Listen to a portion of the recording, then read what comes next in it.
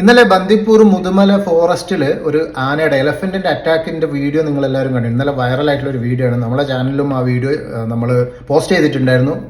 1 മില്യന്റെ മുകളിൽ വ്യൂസ് ഒക്കെ വന്നിട്ടുണ്ട്. ആ ഒരു വ്യക്തി സേഫ് ആയിരിക്കുന്നു എന്നുള്ളൊരു സന്തോഷ വാർത്ത ആദ്യം തന്നെ അറിയിക്കുകയാണ്. ആ വീഡിയോ കണ്ടവർക്കൊക്കെ അറിയാം, പലരും അദ്ദേഹം മരണപ്പെട്ടു എന്നാണ് വിചാരിച്ചിട്ടുള്ളത്. ആ വ്യക്തി ആരോഗ്യപരമായിട്ടിരിക്കുന്നു, ചെറിയ പരിക്കുകളോടുകൂടെ രക്ഷപ്പെട്ടിട്ടുണ്ട്. ഞാൻ ഇന്ന് ഈ ഒരു വീഡിയോയുമായി വന്നിട്ടുള്ളത്, ഇന്ന് ഒരുപാട് ആളുകൾ ഫാമിലി ആയിട്ടും അല്ലാതെയൊക്കെ യാത്രകൾ ഇഷ്ടപ്പെടുകയും യാത്രകൾ ചെയ്യുകയും ചെയ്യുന്നുണ്ട്. അപ്പം ഇത്തരം ഫോറസ്റ്റുകളിലൂടെയൊക്കെ യാത്ര ചെയ്യുമ്പോൾ നമ്മൾ പ്രത്യേകിച്ച് ഫാമിലി ആയിട്ടൊക്കെ ആനിമൽസിനേക്കും വന്യമൃഗങ്ങളൊക്കെ കാണാൻ എന്നുള്ള രീതിയിലാണ് ഇത്തരം ഫോറസ്റ്റുകളിലൂടെ യാത്ര ചെയ്യാൻ നമ്മൾ തിരഞ്ഞെടുക്കുന്നത്. അപ്പൊ ഇങ്ങനെയുള്ള ഫോറസ്റ്റുകളിലൂടെ യാത്ര ചെയ്യുമ്പോൾ നമ്മൾ ശ്രദ്ധിക്കേണ്ടുന്ന കുറച്ച് കാര്യങ്ങളുണ്ട്. ഞാനൊരു വയനാട്ടുകാരനാണ്. തമിഴ്നാടിന്റെയും കർണാടകയുടെയും അതിർത്തി പങ്കിടുന്ന ജില്ലയാണ്.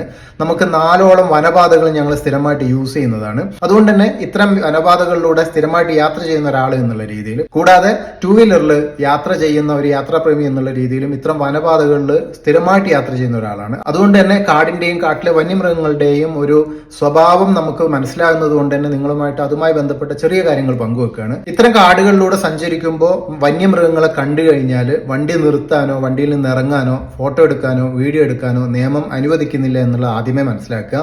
നമ്മൾ നല്ല ഫോട്ടോ കിട്ടാൻ വേണ്ടിയിട്ടോ സെൽഫി കിട്ടാൻ വേണ്ടിയിട്ടോ വീഡിയോ കിട്ടാൻ വേണ്ടിയിട്ടൊക്കെ വണ്ടി നിർത്തും. വണ്ടി നിർത്താൻ തന്നെ പാടില്ല എന്നുള്ളതാണ്. അപ്പം വണ്ടി നിന്ന് ഇറങ്ങുക എന്ന് പറയുന്നത് ഗുരുതരമായിട്ടുള്ള നിയമലംഘനമാണ്. കൂടാതെ ഈ ആനകളും മറ്റ് മൃഗങ്ങളൊക്കെ നമുക്ക് ശാന്തരായിട്ട് തോന്നുമെങ്കിൽ പോലും വളരെ പെട്ടെന്ന് പ്രകോപിതരാകുകയും ആ ശാന്ത സ്വഭാവം വിട്ടുകൊണ്ട് ഒരു ആക്രമണ സ്വഭാവത്തിലേക്ക് സെക്കൻഡുകൾക്കകം വരികയും ചെയ്യും. പിന്നെ വളരെ വേഗത്തിലേക്ക് നമ്മളിലേക്ക് എത്തുകയും ചെയ്യും. ഇപ്പം ഞാൻ ഈ കാണിച്ചുകൊണ്ടിരിക്കുന്ന വീഡിയോ തന്നെ ഇതേ റൂട്ടിലൂടെ കഴിഞ്ഞ ആഴ്ച ഞാനും എൻ്റെ മോനും 2 വീലറിൽ യാത്ര ചെയ്തിട്ടുള്ള വീഡിയോ ആണ്.